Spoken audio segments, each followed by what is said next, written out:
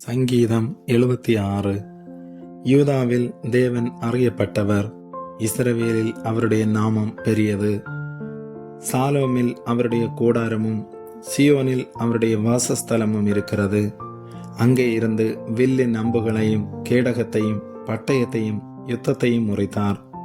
மகத்துவமுள்ளவரே, கொள்ளையுள்ள பர்வதங்களை பார்க்கிலும் நீர் பிரகாசமுள்ளவர். தைரிய நெஞ்சுள்ளவர்கள் கொள்ளையிடப்பட்டு நித்திரையடைந்து அசர்ந்தார்கள்.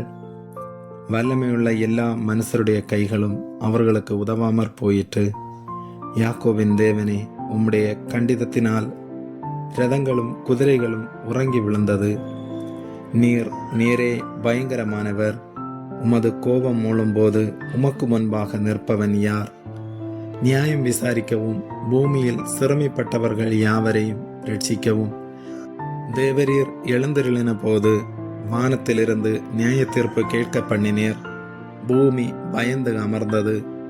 மனுஷனுடைய கோபம் உமது மகிமையை விளங்க பண்ணும். மிஞ்சும் கோபத்தை நீர் அடக்குவீர். பொருத்தனை பண்ணி அதை உங்கள் தேவனாகிய கர்த்தருக்கு நிறைவேற்றுங்கள்.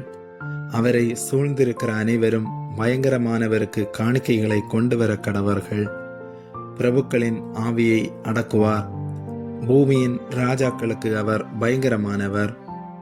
ஆமேன்.